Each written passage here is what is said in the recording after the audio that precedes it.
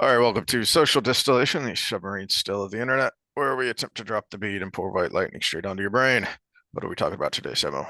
Well, we've got two major things. One, we just had a storm come through here, which is going to cover why we haven't been on in a week and a half ish. And then we wanted to kind of speculate on maybe VP picks because that should be announced next week, according Hmm. to the pundits. So, it- and that's a good kind of since the last thing we posted was the debate. That'll be good back to back with that. So, uh, for those that are in the Southeast Texas area, you notice we had a little bit of rain the other day.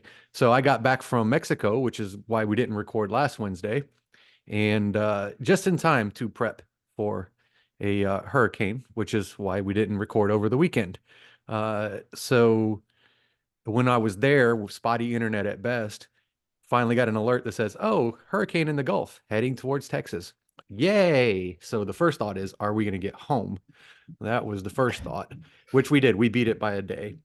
And then the second thought was, oh, we're not prepared at all.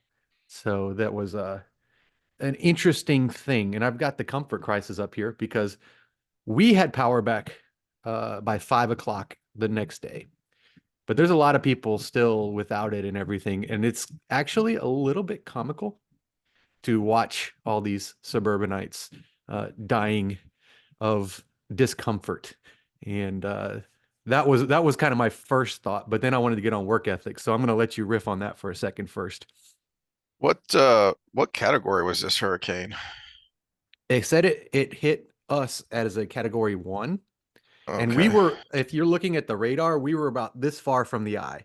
So probably about 20 miles from the eye of the storm. So originally it was supposed to hit South Texas, and we were just going to get a lot of rain from the bands on the dirty side. Yeah, I'm looking at a tracker now, and then it was headed west, and then it just turned pretty much straight north. Yeah, so we got the dirty side, and then we got the eye.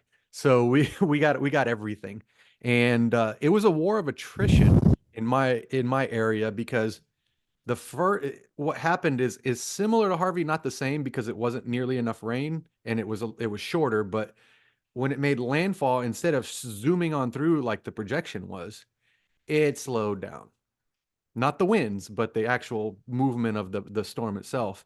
And so it was supposed to be like a 4 hour ordeal, and it ended up going from like midnight or 1 in the morning to pretty close to about a 12-hour issue. So, and then the gusts of winds lasted longer after that. But yeah, the things that were holding up that held up through the first kind of burst with the wind. So if you're circulating, you got wind going one way as it goes over you, and then when you pass the middle, it's going the other way.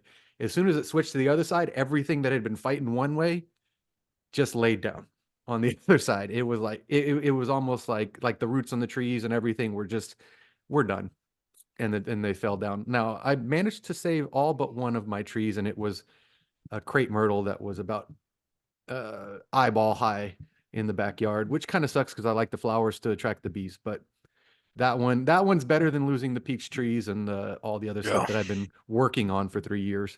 Uh, but yeah, it was a war of attrition. I would love to see the actual win number because I would say if it was a Cat 1, it was the top end of it because this is the windiest storm I've ever been in. Well, it worked out for me because I had a freaking blowout and got stuck in Oklahoma longer than I meant to, but pushed a lot of rain up, so my garden didn't die while I was gone. Oh, that works out. Uh, but yeah, I'm gonna pimp a product. I can't even tell you the name. It's one of those weird Amazon side job imitations of something you get in America, and it's a propane generator that's about yay big. So if you can just imagine my height with that, so about two foot by 2 foot cube, and that thing powered both of our refrigerators and a deep freeze, and I had internet going and everybody's electronics to keep in contact with everybody on maybe half a tank of propane over those 12 hours. That's that's pretty dang good. So I'm gonna say give that one an A plus review.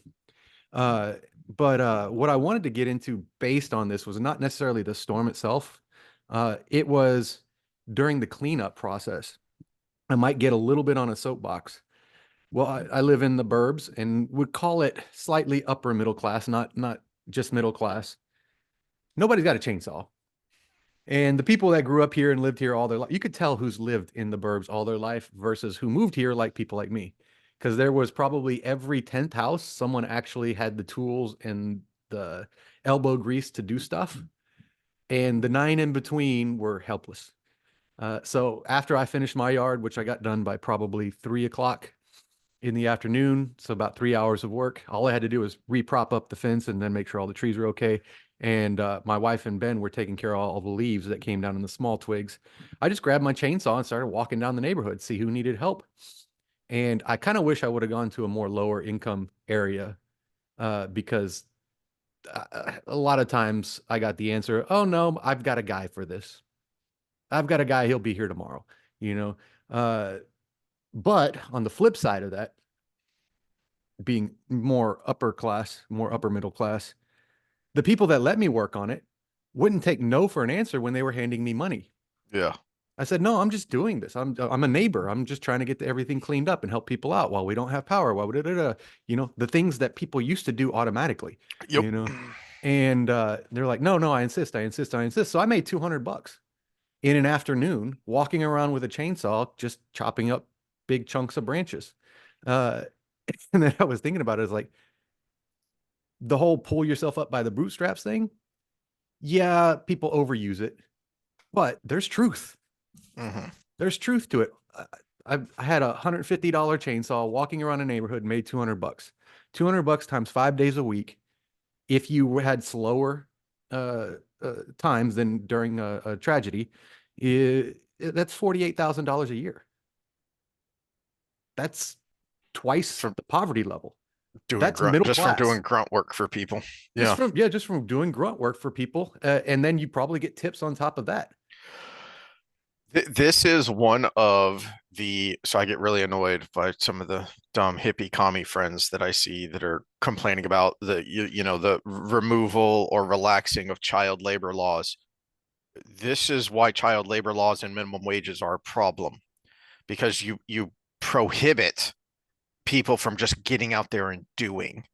And this is the kind of thing that if you are a handy and capable youngster, you don't need skills. You just need, I'm competent enough not to chop my own limb off, and I'm strong enough to haul some stuff around. And so I can get out and I can do. And then you don't need that structure. You don't need that, that boss who's going to look at a resume and go, well, you don't have any skills. Oh no, I just did this thing and now I've got money. I've also got something I could put on a resume to say I have done this work, Well, and right? and as a former employer who plans to be an employer again at some point, hard work is a skill. Oh If I yeah. look at a resume and I see grunt work roofing, being the assistant to someone who builds rental houses or repairs rental houses, that's something that actually in sports they always talk about the intangibles. Yeah, it's not an intangible. You can learn that. You Yes. and especially if you start early. Well, and there are numerous sayings for this, one of which is availability is the best ability. Like we've referenced that before when we're talking, strength and conditioning of, your favorite pinata, JJ Watt. Yeah, cool story, bro. You can standing jump up onto the top of a fridge, but can you stay on the field? Hmm. Because availability is the best ability. And just take a snapshot of someone like JJ Watt, and you've got a very good argument for best defensive player ever. But there's something to be said for longevity and Yeah, availability, and he was considering Reggie out a White played for lot. like 12 years and almost Exactly. never didn't see the field. Exactly. Bruce Smith, with the Bills, all of those guys, Mm-mm. maybe like you said, in a snapshot of a single year, were actually not as good as Watt. Mm-mm. But the fact that he spent 4.5 years of his career sitting on the sideline with a cast around something, that's yeah, cool story, bro. But can you stay on the field? And so, like my daughter-in-law has a much better resume than my son, simply because she had a job. Hmm. It doesn't matter that it was, it was like a Dunkin' Donuts or something. So she worked that job for, I think, a little over 2 years. Working the same job for even like 90 days is kind of the minimum that an employer hiring a prospective low skill person. Just so Oh, you happens I held had the this same story job up. for 90 days? Just so happens I had this story up. People are feeling stuck in their job. Bosses are starting to worry. Yeah. And it's yeah, the average person has 12 jobs in their lifetime anymore, and that's averaged with the people who stuck with their jobs. Hmm. The entire Now I've had lots of different jobs because that was my own fault for just spending forever to try to figure out what I wanted to do with my life. Uh and always treading water with, oh, I Yep. refuse to do this, so I'm going to have to get this job and then go back to school and then get this job and then go back to school. So that's my own fault, and I understand that. So speaking from experience, yeah, I understand. Now I'm going to take that $200 a day uh to another level with the business owner kind of perspective on this. And this is where a lot of business owners fall flat. Okay, that $200, yeah, it came in the 3 hours after a hurricane. So sustaining that would be difficult. Hmm. But imagine I'm a young entrepreneur that wants to have a tree cutting business, and I have a box of cards. And after a hurricane, I walk around refusing to take people's money and helping out the neighborhood, Hmm. but I hand out a card with every single one of those. I'd still get those tips because they wouldn't take no for an answer. But who are they going to think of when they actually have a real job to do that I could Hmm. charge real money to do? Hmm. Now you're talking $200 a job for a little bit of chainsaw gas replacement parts. There you go. $200 a job. So now that 48,000 a year, maybe there are small landscaping companies where the owner is pocketing $300,000 a year Hmm. because they're efficient and they're smart. There's also another element to go down here, which is this is, you know, masculinity properly defined and executed and demonstrated. And this is probably on my mind a little bit because I was listening to Chris Williamson while I was driving, and this is something he talks about a lot. And it's, that we used to inherently understand these things and pass them down, and then the toxic masculinity movement has kind of warped all of that, and now we have to kind of reset it. And there's this annoying pendulum swing of the Giga Chad annoying meme nonsense that makes me want to punch my screen. It is you don't have to be some cartoonish dude carrying a whole tree on your shoulder, but can you get out and do something? Can you make a plan, execute it, and then get to it? That masculinity at its core, what makes us men and what makes that trait that has been pushing the arc of history and pushing society up and forward has simply been doing. Men at their core are doers. It's why you dump a box of Legos out on the floor and then the little boy just starts doing, because that's what he wants to do. That's his internal drive. So Funny, no, funny. I just so happen to have a picture. oh geez. Put a tree on your shoulder. And notice There's if you really look closely, you can see that it's actually on fire. That's my most Giga Chad picture I have. that'll work. That'll work. But you know what? If you don't have a chainsaw or you're not comfortable using one, because it is a dangerous piece of equipment if you're not Do not careful, stop with genitals. It's as in the is warnings. Yes. as any power tool is, okay, fine. You can get a heavy duty pruning snipper and you can start taking off the bigger small branches and just start dragging those to the curb. You can at least get started, as opposed to just Or looking or around grab going, a oh gee, what do I or grab do? a rake. Or grab a rake Grab instead a of just rake. sitting around going, gee, what do I do? Oh, I guess I'll just have to call someone. There Or were you a could couple just yards start where I doing. did even the little stuff because it was a little old lady, and just like, oh, I can rake that up for you, put it on the corner, Yes. and that kind of stuff. just start doing rather than waiting for someone else to come and take care of it. Yeah, and that was actually the disappointing part is the people who turned me away, like, oh, I got a guy for that, or we're all middle age, should be good enough to do it themselves, guys. Mm-hmm. The people that were so thankful and were the single moms and the little old ladies and Mm-hmm. that kind of thing.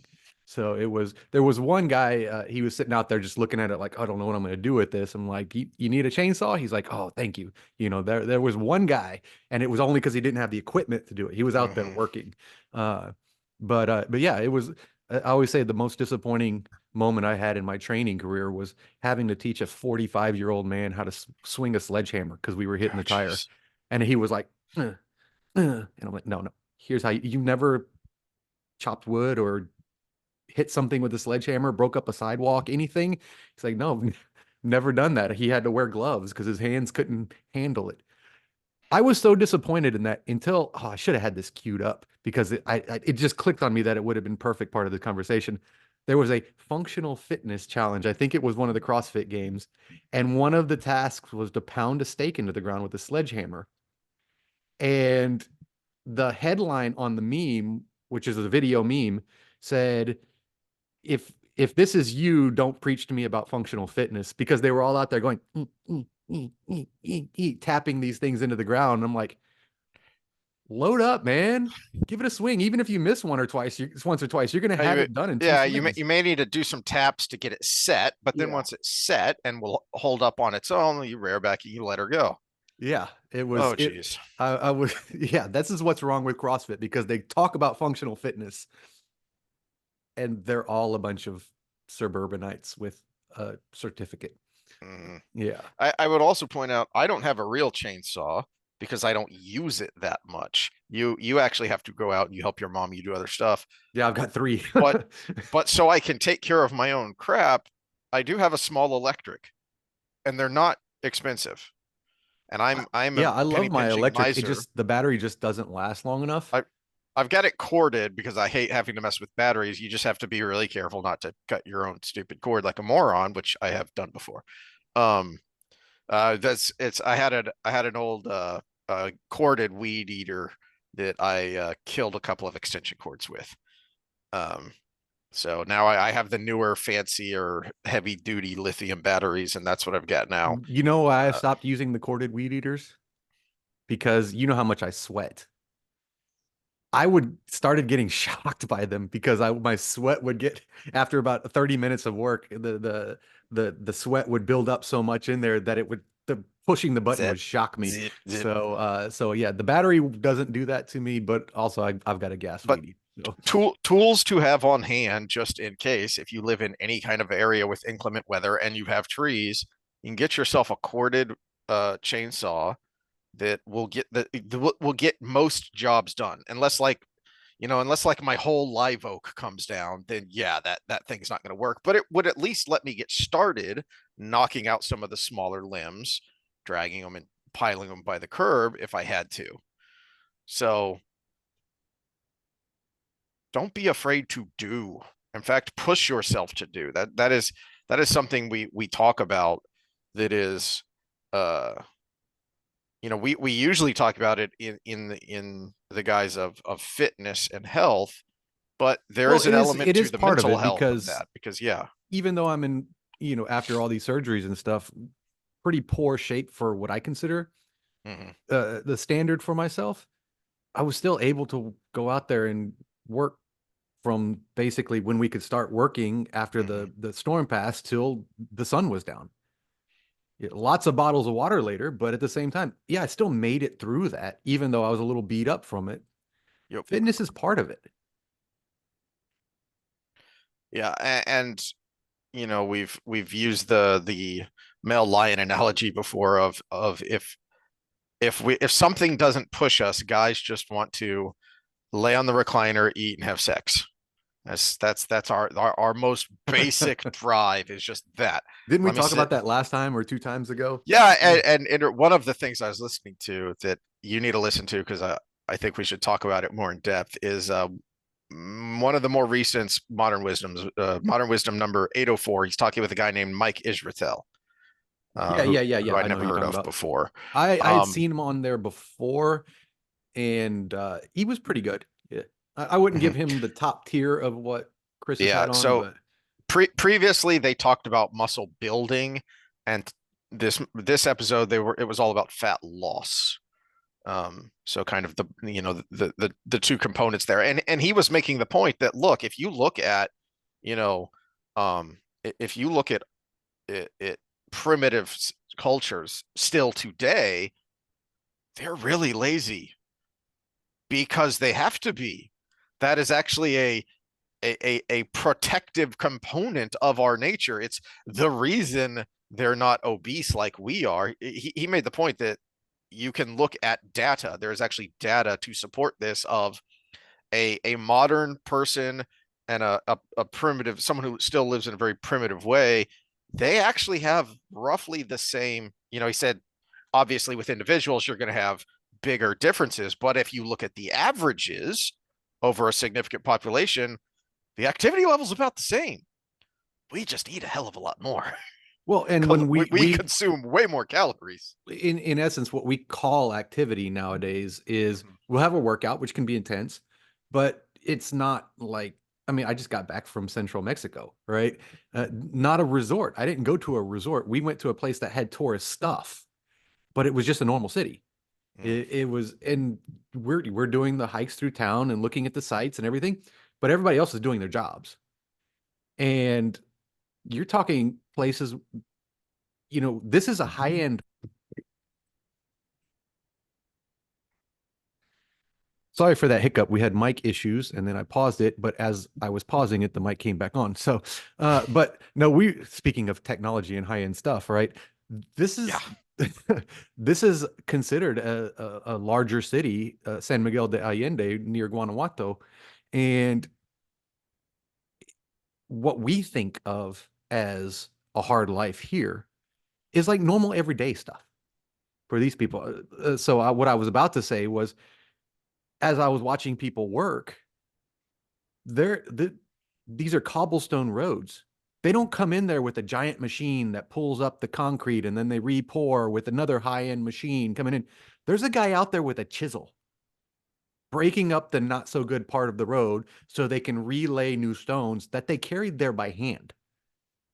This is the life that people should travel outside of the country, not because of YOLO, but to see these things because you appreciate life more here. Mm-hmm. And I'm going to give 3 pieces of advice. If you ever go to a not resort area of Mexico, get cash ahead of time because Visa is not everywhere you want to be. Mm-hmm. It's actually pretty rare to find a place that takes it. Uh, get cash ahead of time. Get the smallest vehicle that will do the job because we had something that would be considered like a mid-sized SUV here, the size of a, let me think of an example, Jeep Cherokee, something like that. It was a Dodge something that you can't get here, but it was about that size. They don't fit in the roads there, by the way. It was like, oh, this is nice for the money. We're going on the main road through, and then we get into the cities, and it's like the we had to pull in the mirrors to go down some of these roads. And then it's a 90-degree turn into a road the same size. So we have to Austin Powers it and then get down that 17 road. point turn. And then we had a mini monsoon while we were there because that's how the rain is in those mountains. And that made for a really rough time getting back to the place we were staying. So cash ahead, smallest vehicle you can get away with. And what was the other one? Oh, Google Maps, far superior to Apple Maps. So anybody out there, Android versus Apple, maps in a foreign country, Google wins. Mm-hmm. Because Apple kept sending the other person we were with, he was using Apple, we were using Google, down the wrong way on one-way streets, Oh, which that's they're not good. all one-way streets. So the shortest path is not the shortest path when there's a car coming the other way. So so Google wins. Those are the 3 things I would say if you go into a remote place of in a foreign country. But back to it, those are all good examples of how comfortable we have it here. Because Mm-hmm. if you go somewhere, all you need is your phone and your credit card and your ID. Mm-hmm. And you could do anything you want in this country. If you have those three things, there, not so much. And you're talking about child labor laws. The kids running around trying to sell stuff that mom and dad made was, I mean, I'm mixed. I don't know where you were going with child labor laws as far as how extreme, but I am mixed on that because there was a time and place when it was absolutely necessary. But I Hmm. do think we could use a little looser version of it because I was 14 working on a boat, as a deckhand, and I baled hay for money. Before that, I think I was probably 11 or 12 years old when I started baling hay. So, it was all cash. It was, but yeah, without that, I wouldn't have lived when I was 14 years old because that was when I was just doing things for money because I dropped out of school and had to do stuff because it was necessary. Hmm. So yeah, a little bit lax on that, but I don't know if I'd go too extreme. But you're right about the other part with all the regulations and everything we have, the minimum wages and stuff. We need an avenue for people to work from. And when you set things too high, that stupid commercial with the 2020 elections where they had the white guy running up the mountain and the black guy was a little bit behind. Well, all of these over-regulated things are actually pulling that rope up. Hmm. And that's for all people who are coming from a low SES status. Yep. Well, that is a point that the late great Walter Williams made repeatedly, is that um, the minimum wage law is racist against black people. And he was allowed to say that because he was a black man who grew up in the literal projects of Philadelphia. Mm-hmm. Okay, not a fun place to be, especially back when he was there in the 50s, 60s, 70s. It was really rough. Then it got better, and then it got bad again. Um, and he would make that point that, look, if you want to give people a leg up, then they need to be able to earn that experience, and they need to start building a base of wealth. They need to be able to start saving money. And you can't do that if, okay, you have no skills and I'm forced by law to pay you $10, $15, $20 an hour. You're just not going to give me enough output for my input. I, Mm-hmm. I I just can't afford to hire you. So I'm going to hire someone who has more experience, or I'm going to automate it. I'm going to find a way to automate it, or alternatively, I'm just going to live without it. I'm just going to live without that position. I'm just going to make do. Yeah, and I've been thinking about this because I have a son and I'm trying to he's more of a computer guy than I've ever been in my Mhm. entire life and not so great at the manual labor thing. He got the leaves and stuff up this week. But he's we got work to do there, we'll say. But I had just thought I had thought of it probably about a year ago, but I need it's been formulating a while. I'm like, I need to start doing more web stuff for my business, my personal business. Mhm. I could hire my damn son. He knows coding and just be like, hey, you get a percentage of this, or you get you, I don't want to give him something that's from my business just to give it to him, a trust or whatever. I want him to earn his way in, Mhm. like a partner in a firm, right? Hey, the more you do and the more we pull in, the more percentage of the business you get, kind of thing. And there's also a tax loophole where you can put his college money in that. But I was like, I could have him earning money at a young age because it's a portion of the business. It's not a paycheck that goes to the IRS as it's supposed to be. So I could use his coding skills to do that and give him something productive to do. That's a step right there. Who knows? Mhm. Yep. I would like to It, work the manual labor thing a little more, but yeah.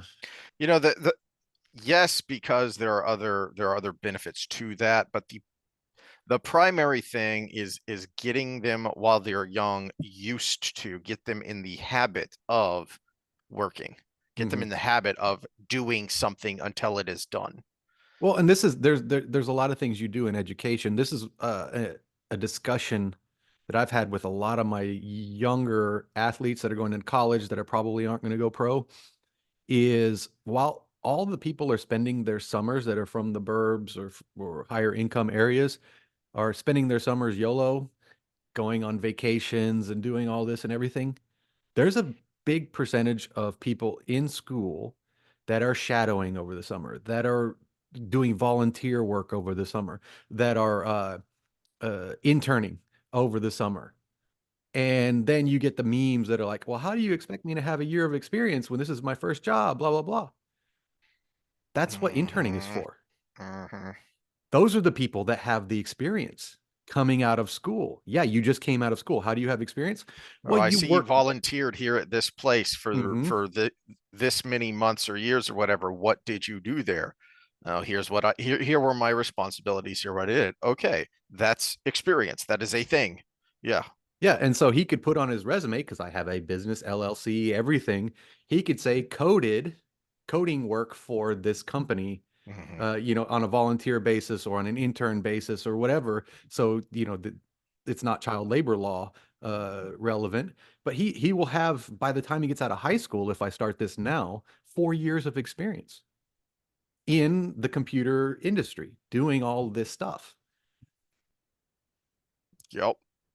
That's uh that is a good small scale local way to make improvement.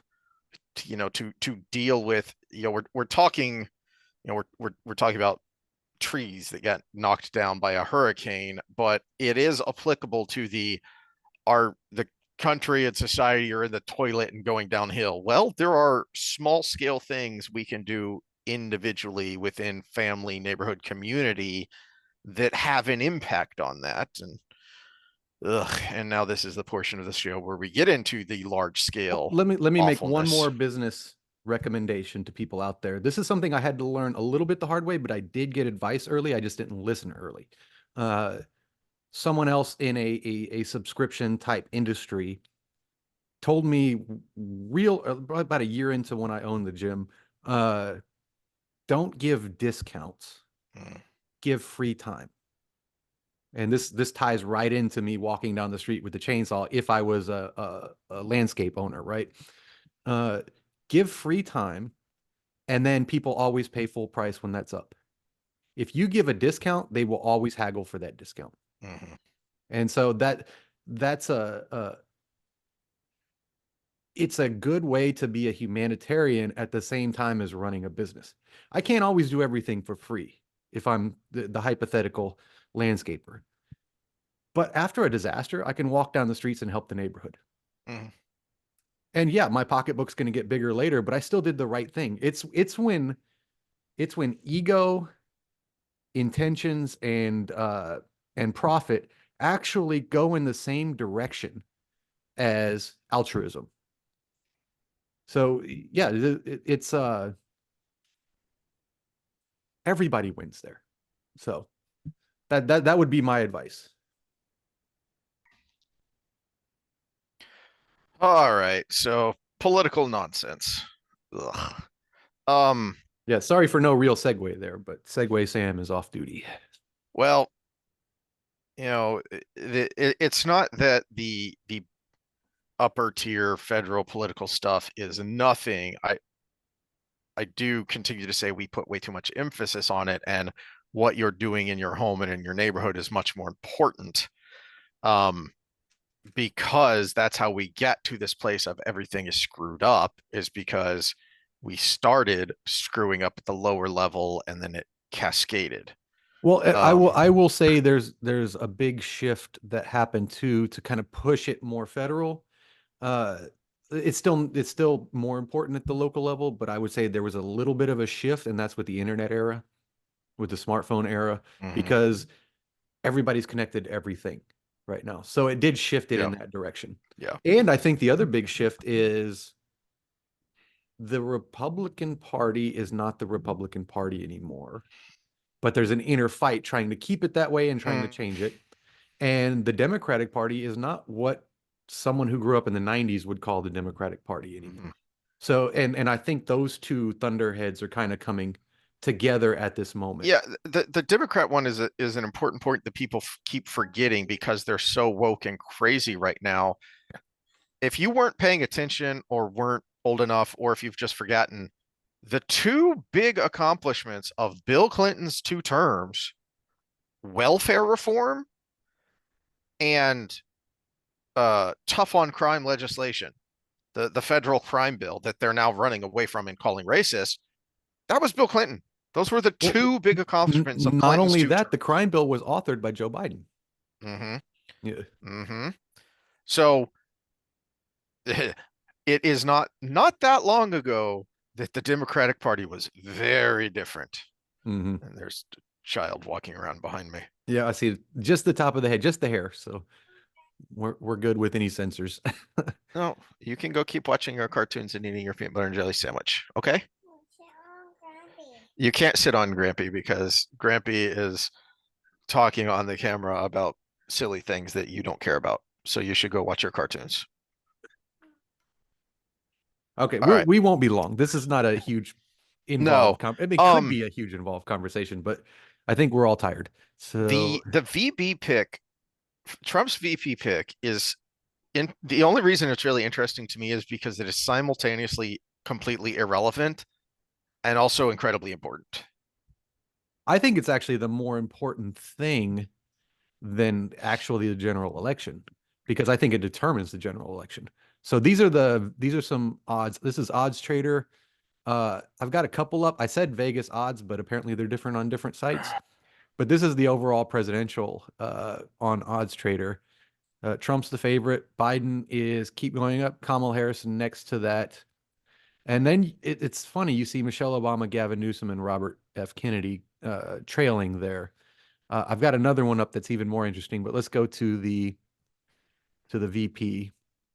Now, this is where it gets odd because you start to wonder what is he going for here? Mm-hmm. Is he going for just the best man for the job? Well, that's Vivek Ramaswamy, hands down, right? Or is he going for something that's going to shore up things Well, I for wouldn't him? say hands down, but he would be higher on the list if you were going for um I'm just from a pure your competence standpoint. yeah, your basic competence and your more usual political machinations that go into a VP pick. Well, I would say Um, competence and direction. The problem with Ramaswamy that goes against him with the VP is he's so similar. You don't mhm, pick up anything for him. mhm. He's Trump 2.0 with Yeah, yeah. with better manners. Well, that's why I kind of think Sarah Huckabee Sanders should be a little higher on these lists, is because one, she did work for him in his administration, and two, since then she has executive experience as a governor, as a pretty popular and successful governor of Arkansas. Mhm. So I think she should be higher if you're looking at it under normal circumstances, woman, governor, liked by and loyal to the campaign. So she ticks a lot of boxes, both generically and for Trump specifically, because Trump ranks loyalty, and by loyalty I mean sycophantic adherence to him personally, very high. Um, in fact, one of the infuriating things about Trump is that the only Republican incumbent to lose a primary was the head of the Freedom frickin' Caucus, which for anyone out there who is more conservative and is voting for Trump because you think, conservatism needs to win, he killed the best conservative in the House. Who was that? Why? Because I'm drawing a blank on his name. I believe he's from South Carolina, North Carolina. I don't remember. But he was the head of the Freedom Caucus in the House, but he supported DeSantis during the primary. And that Mm. was all it took for Trump to endorse a blatant, flat out, no qualms, no argument. The guy he endorsed is a rhino. The guy he endorsed is everything that Trump's base say they don't want, but Trump endorsed this guy against the House Freedom Caucus head because the Freedom Caucus guy endorsed and campaigned for DeSantis. That's the guy you're voting for. Yeah, and it depends on where his headspace is. Because if he's cool with it, well, he has to be cool with this being his last term. So there's Mm-hmm. that. If he's cool with being 82 years old after this last term and ready to finally, semi-retire with his life, then it's a different story than if he's only thinking about his the attention shown to him afterwards. And so that's the part of his headspace I don't know.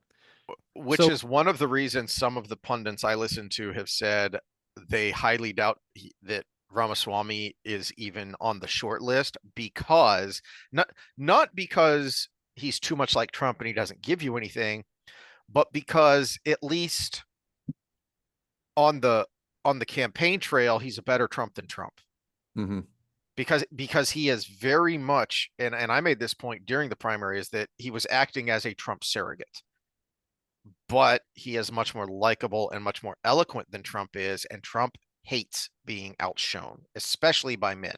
He Mhm. he will take a he likes having competent, good-looking women around him. You cannot be a Look competent, at his legal team. exactly. Other than Rudy. You cannot be a guy and do that, Mhm. because he is super narcissistic and super insecure, and he will not tolerate being outshone by a man. Yeah, we'll have to go down that. I mean, the problem is it's very unprofessional to Hmm. diagnose somebody that Hmm. you've never seen in person. And so But that's we'll have why, to go down the checking the yeah. boxes because you kind of have to check 5 boxes on the list to be Hmm. considered truly a narcissist, and he really only checks 2, but he checks those 2 really strongly. Mm. So it is kind of a I hate to use that term with him, not only because it's just inflammatory, but it's almost on borderline of it being correct at the same time. So looking at this list, then what these potential candidates do, JD Vance Well, can we skip JD is Vance at first? Because I, okay. I want to go back to him because Doug Burgum, I can be quick on. Burgum is Pence 2.0. Burgum is money.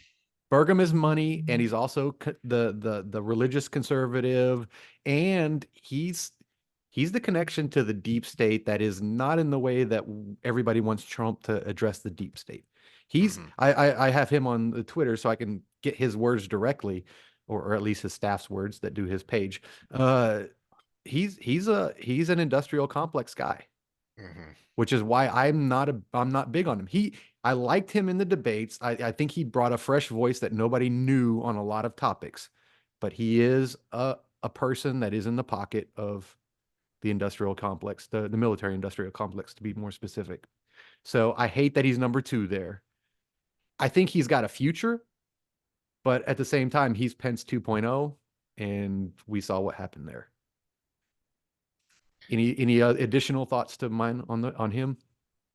I'm trying to remember who said it. So during the campaign, the reason Burgum matters and the reason he's so high on the list, even though people go, "What Burgum? Who? What? Who the heck is this guy?" Even though he was running, didn't he run in the primary? Is he eyebrows guy? Yeah, he Okay, was in the first 2 debates. yeah. So people know him as eyebrow guy, but otherwise nobody knows who the heck he is. So why is he number two? Well, because Well, even one of the amongst independents, he was really popular in those debates till they got to the Ukraine and Israel yeah. questions. Yeah. So I can't remember who said the quiet part out loud, but pretty early on in the primary process, one of the top ranking muckety mucks at the RNC GOP national headquarters people said, we need to get this over with and get this, get Trump the nomination, because then he can use we can more effectively fundraise for him to pay his legal bills. Mhm. That is And that is and something that we people, those of us who were supporting DeSantis, one of the things that the MAGA crazies yelled at us about is that we were supporting the lawfare. No, there's a difference between pointing out the lawfare and supporting the lawfare, and it absolutely mattered that guys, Trump's legal bills are going to be ridiculous, and they are not going away because this lawfare isn't going to stop once he's secured the nomination. He needs the nomination because he's going to use that campaign money to pay his legal bills because he has to. That means there's going to be that much less money for actual campaigning. What I want to know is why they That made this matters. list in this order, because if you look at the odds, it does not reflect the order. Yes. So it's a good thing we Yeah. skipped JD Vance because he's not the first in the odds. Doug So Burgum is the first in the odds. that's why Bergam is up there and is staying up there because Trump is in desperate need of campaign funds to pay his legal bills. And the problem with that is because he has all that money because of the people he shakes hands with. Exactly. And that's the problem. Everything we're hating right now are the people with the It, money in that lobby that are doing the thing that he has access to. it also is one of the reasons. Now, Tim Scott also gives you the identity box that you can check. But while he himself, Doug Burgum is himself very wealthy, as well as very connected to wealthy people who bring in big time campaign cash. One of the reasons people thought Tim Scott might make more waves in the primary than he did is because he started out the primary process with the biggest campaign treasury. He had the biggest war chest at the beginning of the primary because he is also very well connected to the usual suspects when it comes to GOP fundraising.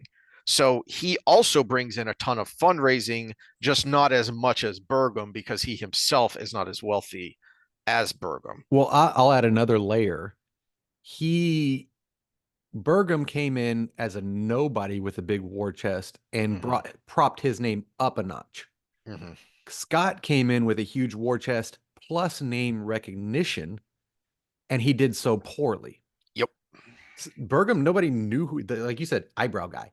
Nobody knew who he was, and he probably gained a percentage point or two. Mm-hmm. Scott never went anywhere with name recognition, and in fact, he probably lost a percentage point or two along the way. So you're looking at a success rate. Burgum is the better candidate at this point because he did more with what he had. And so if you're looking at analyzing somebody, if I give you this much money for advertising and see what you can bring into my business, and I give you both equal amounts, and somebody brings something in and somebody loses, I'm going to go with the guy who brings something in. Mm-hmm. So that's what props him up there. I just hate that where the money comes from. I think it would be a sign of basically shaking hands with the devil a little bit to maybe make a little change, but not what we want. Uh, Rubio is another one of those. He would be your okay, we're compromising with the deep state person. Mm-hmm. So I mean, I don't think there's much more you need to say there. He's I mean, he's the definition of a rhino. Well, see, I disagree. Well, he isn't as popular as he used to be, but I think Rubio is the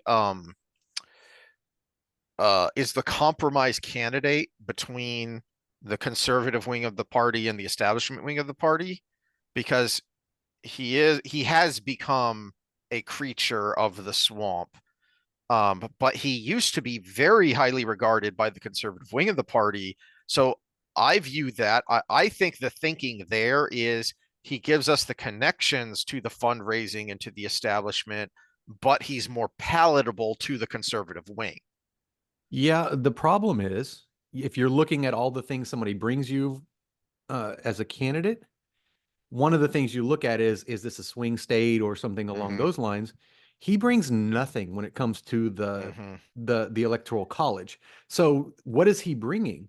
He's bringing the establishment over because Trump already has the Trumpers. Trump already Mm-hmm. has the MAGA. He needs that little bit of the Republican Party that might not vote because Yes. they're not populists. And so it is a compromise candidate, like you said, but I think it's compromise in the wrong direction. That's why I also think that's what Carson is doing there, but also, of course, the identity box checking. Mhm. But because he doesn't have the political baggage that Rubio does, Carson, even though he didn't do well in the 2015-2016 primary, he is still well regarded by the conservative wing of the GOP. Well, and there's also the mindset where you're talking about a primary. A lot of voters are going to be like, I wouldn't mind you as a vice president, not a president. Hmm. Hmm. And so when you see him in that vice presidential role, you're like, ah, that's where you should be. Well, that's for all of the for all of the problems in hindsight. That's what Dick Cheney did for George W. Bush, because it was pretty clear. Cheney made it clear, and most political pundits were pretty clear that he had no ambition to be president. So you're not voting for a vice president here with the thought that in 4 or 8 years he's going to be running for the Republican nomination. No, he was just there to be vice president. And he brought a lot of the buzzword was gravitas because he had been in DC politics for so long. And even though, and this is one of the dumb things about politics and about narratives, is that, oh, George W needs people around him with more experience. He doesn't have the experience. The guy served 2 terms as governor for one of the biggest states in the nation. He had experience, but there was a narrative that because he was young, he needed people around him with more experience. And that's what Cheney brought to the ticket. And so Carson would be someone like that of I'm here to help shore things up politically, but I'm not a serious consideration for running, because also something to keep in mind is that the minute he's elected, Trump is a lame duck because he can only serve one more term. Yeah, but So that's where the ego comes in, because a yes. lame duck will coast. A lame duck with an ego will get stuff done. Uh-huh. And that But that I think is actually a plus on his side. Whereas and Biden, if he gets mhm. reelected, he's a lame duck. I mean, I think he's been this way the whole time. He's a lame duck that actually he's reached his ultimate goal was to be in the White House. We Mhm. saw that since 1988, right? Uh-huh. His ultimate goal was to get in there, and once he got in there, I think he was like, cool. That is the ultimate box to check for someone in politics is I was the president. Yep. Whereas the ego-driven one, for good or bad, is I am going to be the greatest president ever. I'm gonna make my mark. Yeah. So Yeah. that I think is actually a bonus. People give him hell for the ego, but ego in the right direction is a powerful tool. Well, and this is where I prefaced by the dichotomy in my mind of this pick. This is where it is incredibly important is one, Trump's going to be a lame duck, so who comes next? Who is going to be the presumptive nominee? Because when he makes this pick, Trump is, whether he means it or not, he is picking his MAGA successor. This is going to be the person that is the presumptive Republican nominee and is the presumptive leader of whatever the heck this movement is that Trump is purposely or accidentally creating. And that is where Sanders and Vance come in, is because they were elected in this, you know, riding the coattails of this MAGA wave. And so are they going to be selected and are they going to be liked by Trump's base and say, yeah, I want him to be Trump's successor and lead this movement? Or is there a movement? Because if you look at the numbers, if you look at the results, it doesn't appear that MAGA is a movement.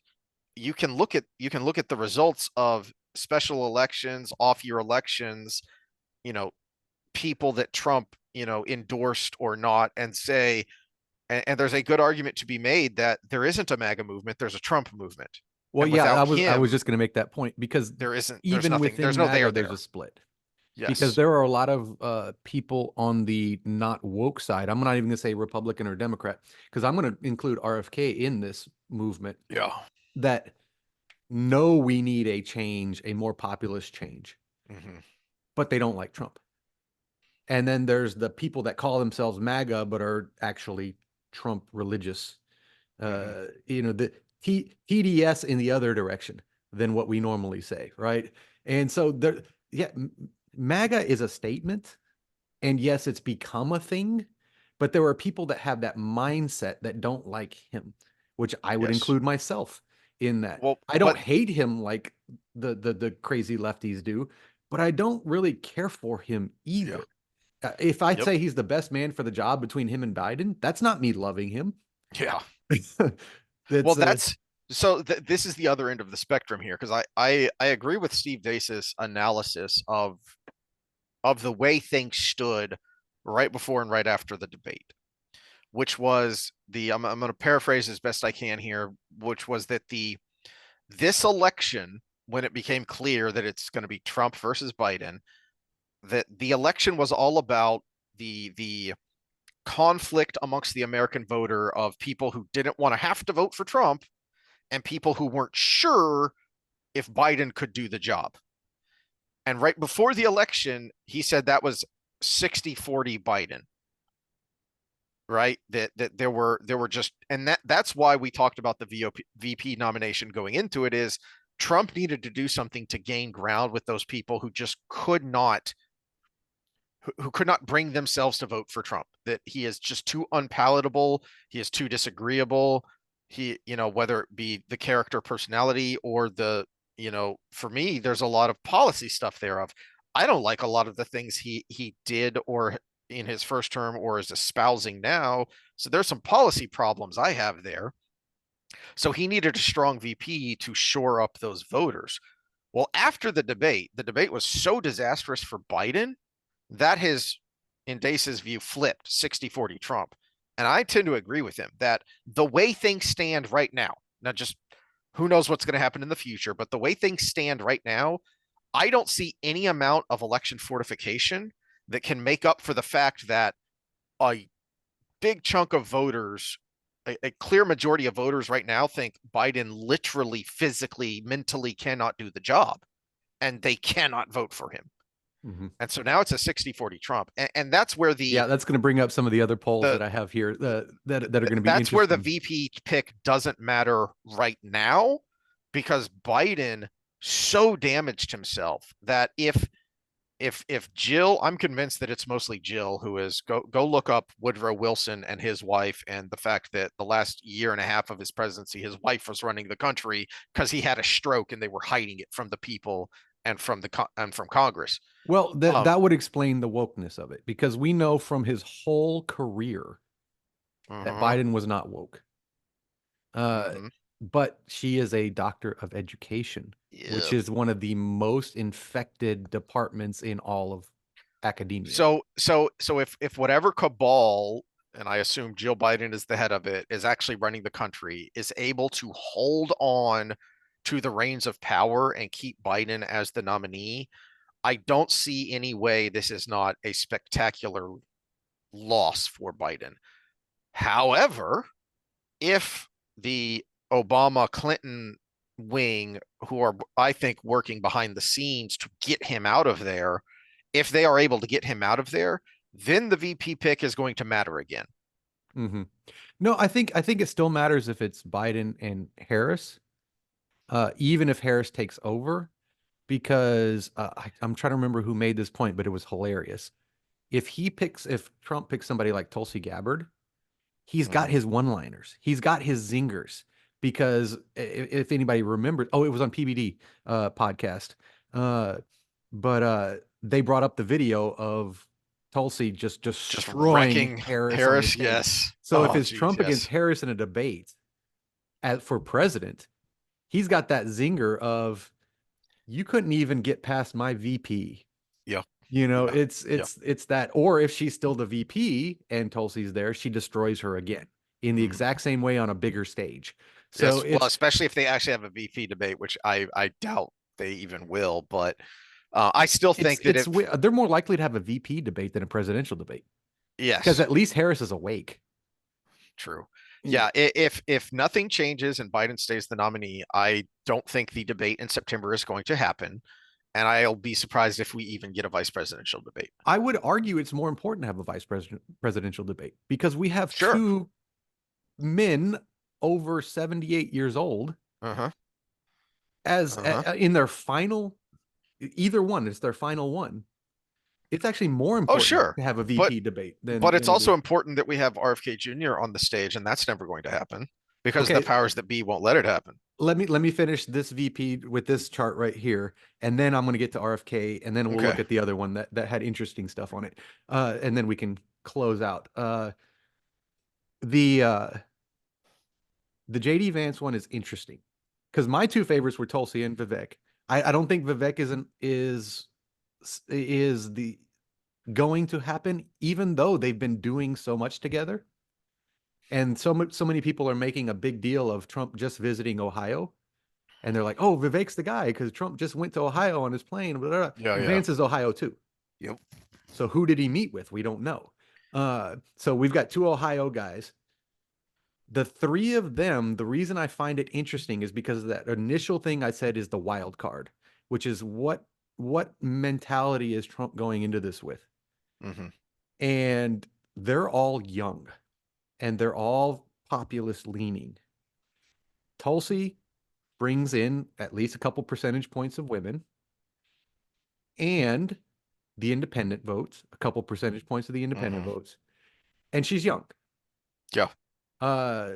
Vivek, the some of the independents, he's really popular with independents, and he's young, and he's sharp, he's capable. Both Tulsi and him are sharp and capable. I don't know as much about Vance, but he's similar in a lot of ways. Yes. And he's also a little bit more, would pick up a little bit more of that I'm not sure if I'm going to vote Republican vote. Yes. So all three of those things, those guys would be the top three if I was sure about my question. What does he want his legacy to be versus what does he want right now? Yes. And if he wants, Trump's the master of spin. And if he's thinking this ahead of time, even if someone like Vance or whoever comes after him does a better job as a successor or has a better run country as a successor, he can spin that into they wouldn't have been able to do it without me. But if he's in the thing that not only do I want to be the best president we've ever had, I don't want anybody to ever be better. Mm-hmm. Then you're going to get a Tim Scott or a Burgum or a Rubio or somebody who's going to come in there and be milquetoast establishment Republican. So that's the wild card there. And I think that's why I think Vance should be topping this list because he's the most Republican of those three that I just mentioned. But if you're looking to get votes, and remember everybody in the audience, Trump is a 90s Democrat. He is Hmm? not an old school establishment Republican. So that to me at least leaves open the option to pull in the independent that used to be a Democrat. Yep. What did I say? Another chart. Okay, Yeah. this was interesting. This has Burgum at the top, which realistically the other one did too, but they listed them out of order. And then Vance, but Vivek's in there at number 4. Oh, we didn't talk about Youngkin. Youngkin's an interesting option. I think not now. Mm-hmm. He just popped into the scene, and you don't want to rush these kind of people. I think he's somebody to kind of like let simmer for 2028. I think the thought there is that he's the governor of Virginia, which has become a very purple state. And Mm, so if it's going to be a close election and you need those swing states to go to swing your way, which again, people keep forgetting, and it doesn't help that, Trump uh, contributes to this with the 2016 was the biggest election of no, it wasn't. It was squeaky close. And the reason he won is because it just so happened that almost every swing state that Trump needed to swing his way, swang his way mm. in 2016. Well, that's also And because they had probably the worst candidate that in my oh yeah, lifetime. yeah. Let's pause a second here. Oops.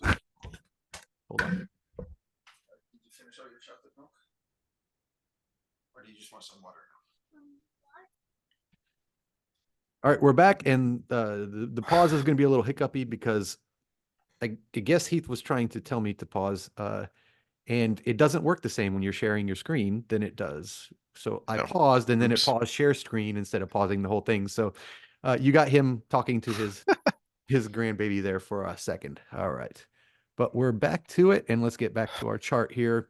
This is off the other website that, again, was supposedly Vegas odds. Vegas is Vegas. It should be all the same, but it's not.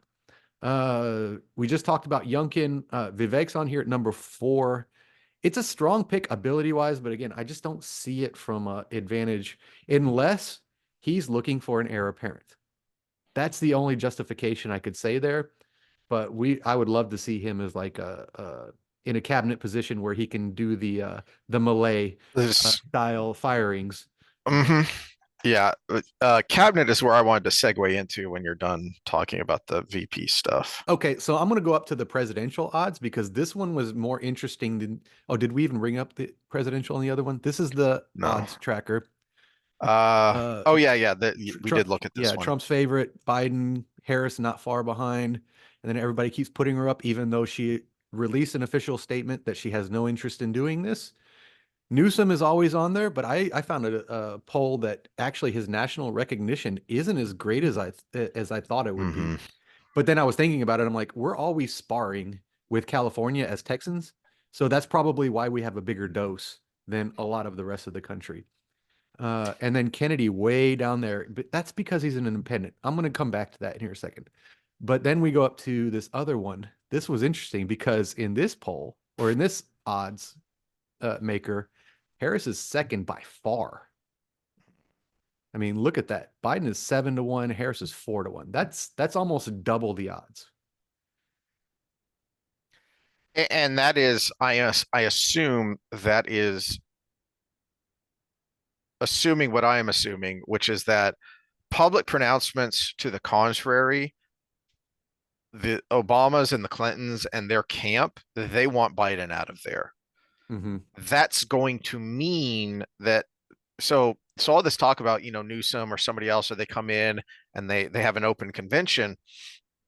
Well, they can do that, one, because of the superdelegate situation, so they're not bound by the same rules the Republican convention is, and two, because at their heart they're Marxists. It's all will to power.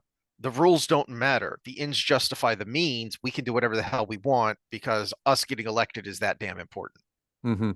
So they can do whatever they want. However, there is a significant chunk of their coalition that's going to say, hey, wait a minute, you nominated a woman of color as your vice president, and now you're kicking her to the side after you got rid of the old white guy with dementia. Mm-hmm. No, no, no, no, you're not going to do that.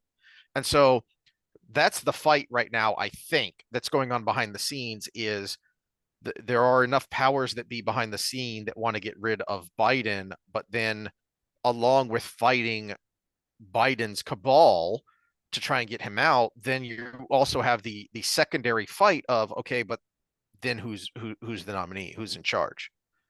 Yeah, and you wanted to It's get to dope. cabinet, but I want to just put a blurb in for RFK here. He is in as an independent, 2% likely to win. And that's probably pretty reasonable because Mhm. I mean he's basically the Ross Perot of this time. The thing is, the thing that's different from 1990 was 92, 96, 92. 92 was Pearl, Yeah, yeah. 92 with Perot is nobody was pushing Bush Sr. out. And Ross Perot could have borderline been a Republican to jump in Hmm. there. Hmm. Biden's on his way out. And I'm sorry, Democratic Party, get over your wokeness because you have a slam dunk if you pull Kennedy back in. Hmm. I mean, we're talking about a 50-50 election becoming a 60-40 election because he's polling at Yeah, about 15% right now. He won't take all of them, but I say he takes 10% with him. And you've got, you extend the hand and say, we're trying to bring the Democratic Party to what it used to be. And we had our guy as an incumbent, but we have realized that he's not fit for the job anymore. Come back, Kennedy. And Kennedy has already stated he would be open to that. You bring but that together, the you get over your own bullshit and you bring him in, it's a slam dunk. the people who run the party though have moved way past that era of Oh, Democrat. they're doubling Yeah. down and they're killing him or trying to kill him in media, which is actually bumping his poll numbers up, just like it did with Trump with the legal stuff. But it would also open another avenue. He would no longer be beholden to his current VP pick. He could have a Democrat as his VP pick if he goes in Hmm. as a new Hmm. party. So then that would probably be chosen by the convention. So you have a potential where they can get a slam dunk win. As a concession, they could get one of their little bit more progressive people as his VP. And then he might end up like all the other Kennedys. And then you have your progressive president. But Uh, did I say that out loud? CIA, don't come to get me. That was a joke. That the joke with probably an element of truth. But well, it's they very very pointedly and purposely did not give him Secret Service protection.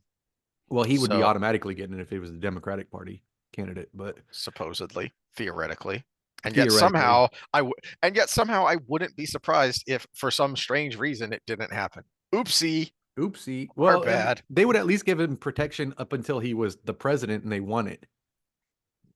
No, they up until he got elected. Oh Because yeah, up until he got if elected. Yeah, yeah. because if something happens between the first Tuesday of November and the whatever it is, second or third Monday of January, whenever January 21st.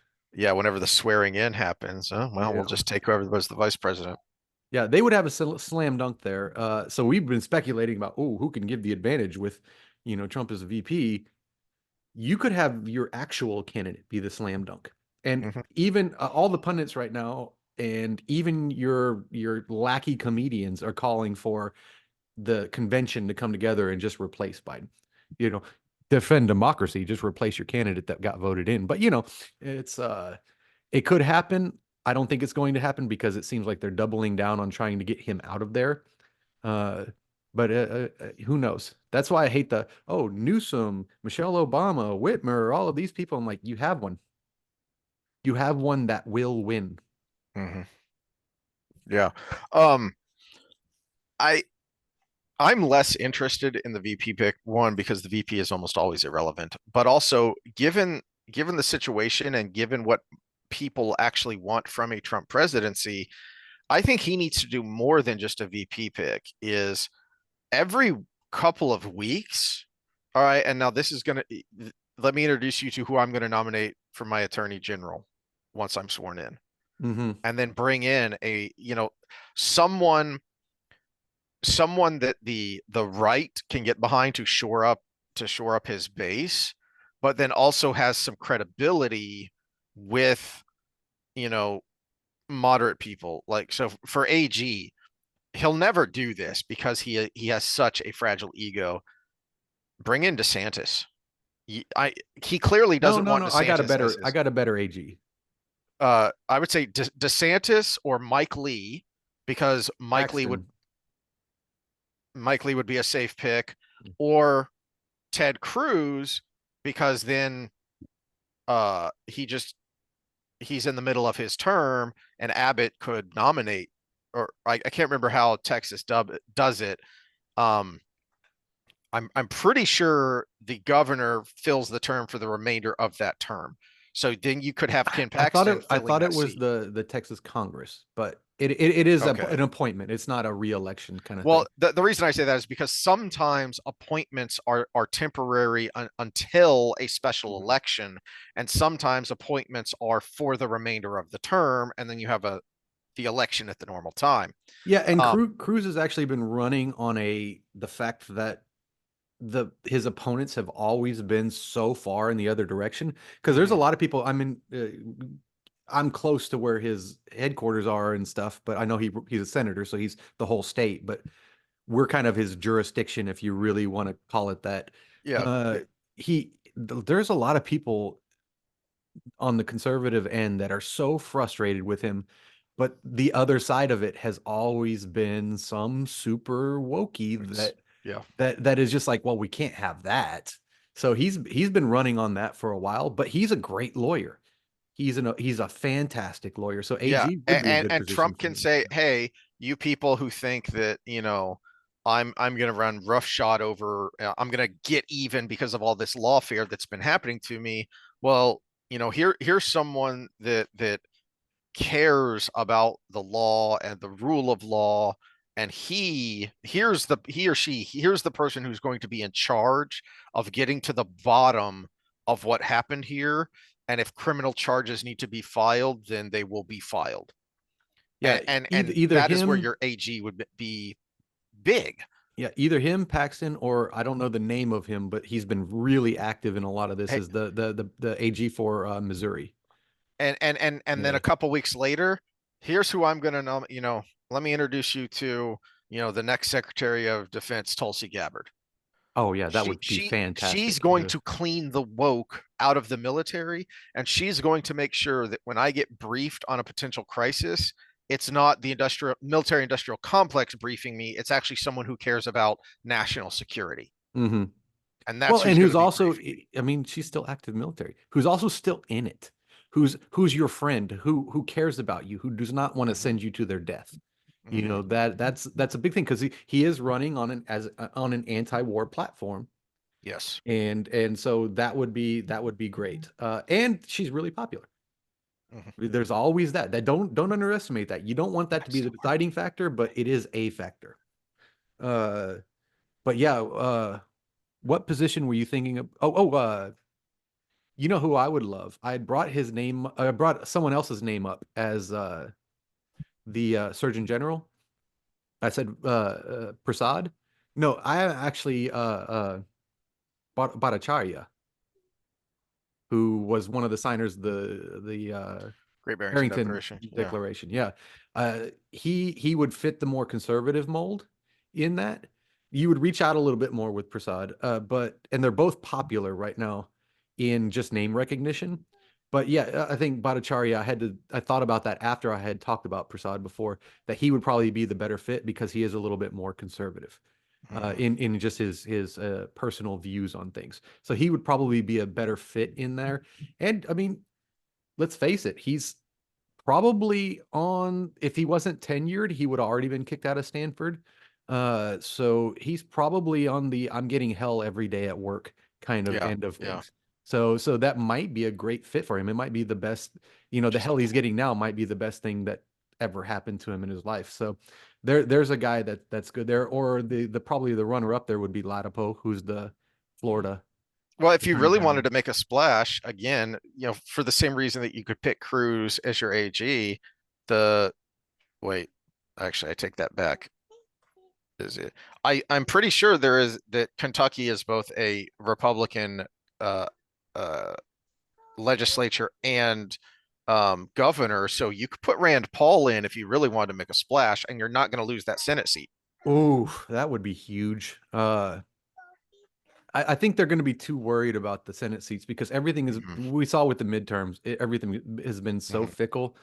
So, and that's why I think DeSantis is not a choice too, because I actually think if on that dichotomy of what he wants in the future, Hmm.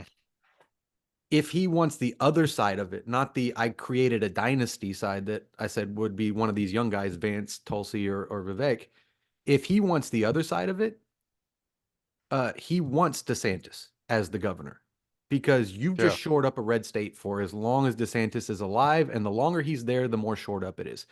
Yeah. Florida's been purple for all our lives Yes. until 2016 or Eh, whatever the election after well, that was that DeSantis 2020, came in. because Yeah, 2020. 2016 DeSantis won by, I want to say, less than 50,000 votes. It Yeah. was very close. And that's a big effing deal and important and needs to be remembered is his first term barely elected, second term Landslide. 19 point something percent Hmm. victory. Yeah. That's a So, big deal. so again, just like I said with Youngkin, not now. Hmm. And why would you remove the thing that's building what you need for the future? Hmm. You could say, hey, 2028's your time, dude. Hmm. That's why I wish the discourse was better in politics because that could have been the argument the whole time from the Trumpers. Yes. Hey, not now. It is one of the many frustrating things about him is that he is an all or nothing hyperbolic scorched earth crazy person The when it only thing comes I to can that kind of say thing. I can understand with that is if you go in it and come out of it with this mentality and you make it clear, which he doesn't do a good job of making it clear. I have fought people in the ring that I like. Hmm. And when that cage door closed, that was somebody I didn't like for a little bit because he's trying to punch me in the face. And I'm going to punch as hard as I can, and they're going to punch at me as hard. And if you frame it like that, like a boxing match or MMA fight or whatever, you can say whatever you want when you're in the fight, Yeah. you know, but you have to frame it. And he doesn't frame it. That's the problem. Yeah. Yeah. Yeah. Yeah. All right. Well, I'm tired of talking politics. Uh, because it's stupid and annoying. Um, but do you looking at the possibilities, if you were going to put $100 down on one of these options, who would it be? The VP, Yeah, for Trump's VP pick. I'm leaning Vance.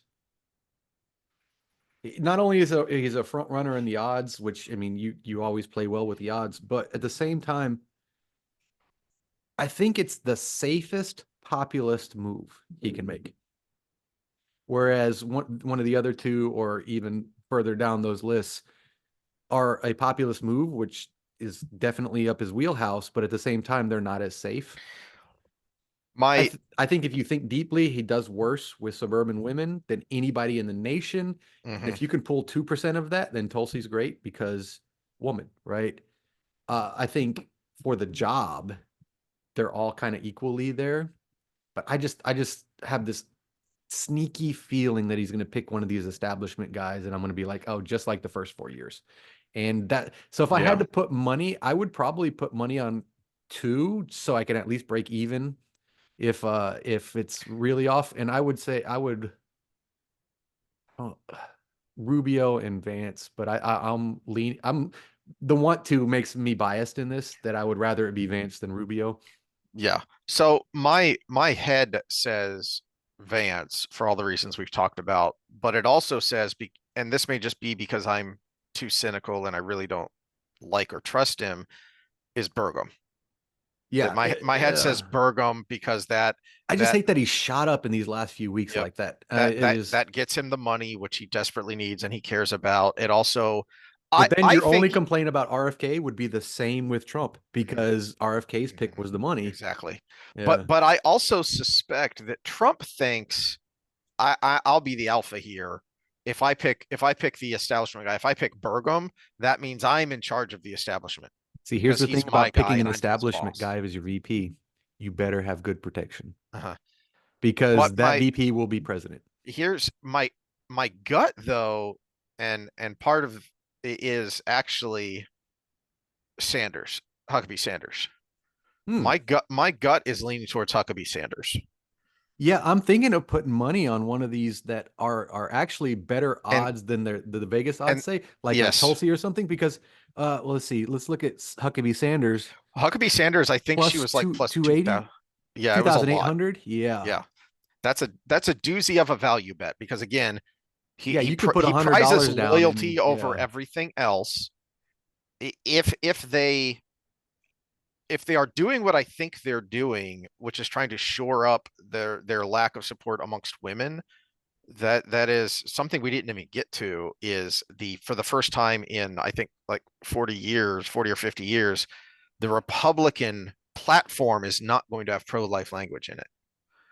That's a big effing deal and is pissing off a lot of conservatives. Which is actually my And my beef with the Republican Party mhm. because when Roe v. Wade was up for grabs, it should be the states. It should be the states. Soon as Trump said after that happened, as soon as Trump said it should be the states, the Republican Party is like, no, we need a federal ban. Well, we can rant about that some other Yeah, time yeah, no, no, because that's why I hate the but slippery that I'm assuming, and from there have been some rumors of purportedly from inside the Trump camp that their big concern and what they're trying to do is appeal to. They recognize that serious lack of suburban women support, and so if that's why they're pushing to have that language removed, and they're becoming way more pro-choice in a lot of their language and in support of some of the candidates they're supporting, then that's the other reason my gut is leaning Huckabee Sanders. Because if that is the play they're making, then she would check a lot of boxes, and she was his first press secretary, right? I'm pretty sure that's where she I don't served in remember. the. I just I, remember Carrie Ann. That's the I only one think I she was remember. one Yeah. of his press secretaries before she ran for governor of Arkansas, and so she worked in the administration. And so far as I know, there has never been a falling out. She's never said a bad thing about him. So those are the two reasons my gut is leaning towards Sanders. Yeah, that would be a curveball, but it would still, yeah, that'd be a great bet to make. Yeah, I'm thinking of maybe putting just $10 on like the bottom five on With what there. the odds are, yeah, Yeah, with you what make the odds are, thousands. maybe, Yeah, you yeah. make thousands on the $10. Uh, but looks like we're getting another storm here, so we'll probably need to cut it off anyways. All right. Uh, Then any final thoughts? We'll do Wheel of Time on Friday. Sorry, we yep, have a whole week off Wheel of Time, but at the same time, again, storms, hurricanes, and yep. natural disasters. Well, that's why I put up thinking in bets there, because Do- sometimes things are out of your Dogs and control. cats living together. Yep, Yeah. yep.